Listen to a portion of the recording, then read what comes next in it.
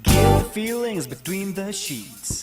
Why am I caressing my mama's fat knees? 세상을 보는 지역의 눈.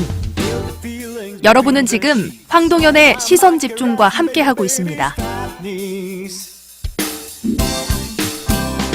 장애인에게 1급부터 6급까지 부여하던 장애인 등급제가 내년 7월부터는 사라집니다. 장애의 정도, 그러니까 중증이냐 경증이냐에 따라서 2등급으로 좀 단순화하겠다는 내용인데요. 장애인 등급제 폐지 관련에 대해서 그리고 또 단순화에 관련해서 장애인 단체 입장을 들어보겠습니다. 전국 장애인 차별 철폐연대 박경석 대표 연결돼 있습니다. 안녕하세요, 대표님. 네, 안녕하십니까. 네, 복잡한 등급 1등급부터 9등까지 부여하던 이 등급제를 폐지하고 네네. 좀 단순화시키겠다. 이게 정부 지금 네. 아닌데 그 내용에 대해서 어떤 생각이신가요? 일단은 장애 등급제가 네. 1988년도부터 전면적으로 도입돼 있었습니다. 네. 그래서 30년의 역사를 가지고 있고, 그래서 그 장애 등급제를 통해서 장애인들에게 주는 장애인의 서비스를 판정하는데 굉장히 중요한 제도입니다. 네네. 그 중요한 제도가 이제 장애인들의 이 생명의 여탈권을 가지고 있다라고 할 정도로 네. 이제 이런 영향력을 미치고 있는데요. 그런데 그 장애 등급제 폐지는 박근혜 대통령도 공약으로 약속했던 사항이고, 네. 문재인 대통령도 국민명령 1호라고 하면서 이렇게 약속했던 건데, 그것이 지금 장애 등급제 단계적 폐지, 네. 종합지원 체계 도입으로 이렇게 정책으로 지금 이제 나타나는 거 아니겠습니까? 내년 7월부터. 그렇습니다. 이렇게 중증이나 경증으로 이렇게 2등급으로 좀 단순화한다는 부분, 장애인 상태에서는 긍정적으로 보십니까? 아니면 부정적 요인이 더 많다고 보시나요? 그것은 지금 긍정적이다, 부정적이다 이렇게 단순 평가하기보다 네. 지금의 30년 동안 이어져 왔던 이런 것들의 서비스를 고려했을 때 네. 일정 정도의 이런 유예 기간들이나 이것들을 통해서 지속적으로 변화시켜야 되는 이런 문제들로 저희는 평가하고 있습니다. 네. 그 과정에서 되도록 많은 서비스들이 장애인이 등급으로 짜루었던 손상으로 이제 평가되었던 것들이 아니라 네. 환경이나 장애인들의 이 욕구나 필요도에 의해서 변화되기를 저희는 계속 요청하고 있는 상황입니다. 네. 이 과정을 통해서 장애인들의 어떤 혜택이랄지 또 장애인들을 위한 어떤 여러 가지 정책들이 더 많이 시행되고 또 장애인들에게도 긍정적인 요인으로 좀 작용하기를 바란다는 말씀으로 들리네요.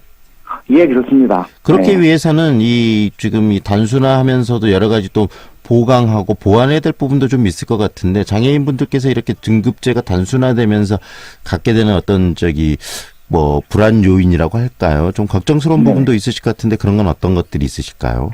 이제 이 단순화에 초점이 있는 게 아니라 저희는 이번에 종합지원 체계라는 것들이 들어와서 손상이 아니라 장애인이 필요한 서비스가 뭔지를 욕구조사하고 네. 그리고 거기에 따른 이 서비스를 제공되어지기를 계속 이야기하고 있는데 네. 2019년 7월 달부터 사회 돌봄 서비스의 4가지 영역에 대해서는 그렇게 하겠다라는 것이 이번에 정부의 발표예요. 네. 그런데 문제는 그 서비스가 기존의 것과 별반 다르지 않다라는 것이고, 기존의 것과 예산의 문제에서도 변화되지 않았다는 것이고, 오히려 더 심각한 것은 네. 장애인 거주시설이라는 이 서비스가 있는데, 거주시설이 시설로 보내는 건데, 네.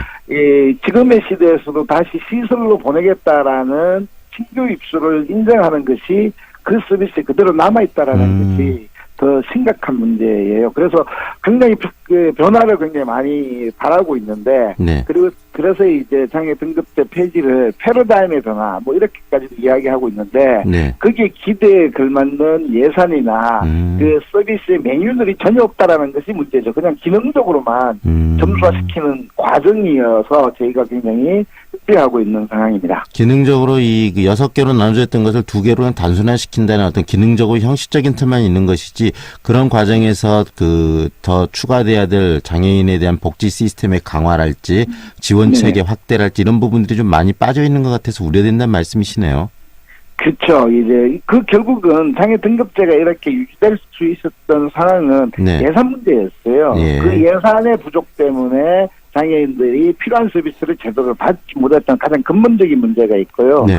그리고 이것이 전문가 중심의 장애인들을 대상화시키면서 인권이나 권리를 무시해왔던 과정들이 있습니다. 지금까지의 그리고 그 6등급제가 그랬단 말씀이신 거죠? 그렇죠. 네. 지금도 그대로 이어지고 있는 것인데 네. 또한 또 더 생각이 이것이 굉장히 관료 중심이라는 겁니다. 네. 이 관료 중심의 행정 편의주의로 이루어졌던 것들을 저희는 그 원인들을 바꾸고 그 원인에 맞는 대안들을 요청을 했는 건데 네. 예산의 문제에서도 제대로 답을 내놓지 않고 있고 네. 그리고 이제 이 관료 중심, 전문가 중심의 이런 문제들을 장애인의 필요도와 욕구에 맞춰지지 않는다라는 거예요. 네. 이것이 가장 큰 문제입니다.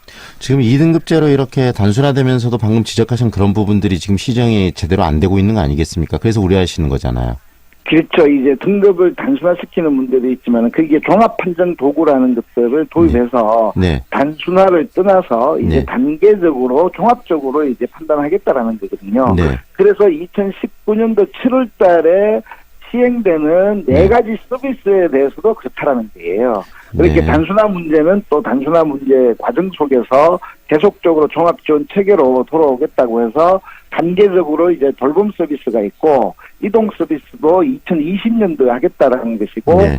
2022년도에는 노동과 소득의 문제를 단순화만 보지 않고 네. 종합적으로 보겠다라는 이런 단계적 페이지의 안을 내놨습니다. 네. 그런데 그 과정들 속에서 종합지원 체계로 보겠다고 하는 것조차도 네.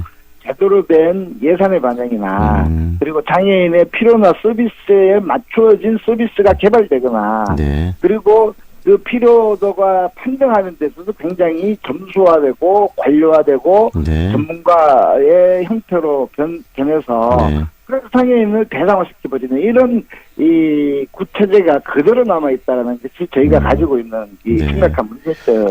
네. 정부가 바로 그 부분을 고려해야 될 것 같습니다. 이렇게 단순화시킨 형식적인 틀이 아니고 제대로 장애인들의 복지를 향상시킬 수 있는 방향과 행정의 어떤 딱딱함이 아니고 행정이 정말 부드럽게 장애인들의 복지를 향상시킬 수 있는 구체적인 보관들, 방향들을 만들어내는 방향으로 내년에 시행되는 이 부분들이 좀 구체화돼야 되지 않을까 싶습니다. 오늘 말씀 잘 들었습니다. 네, 고맙습니다. 지금까지 전국장애인 차별철폐연대 박경석 대표와 함께했습니다.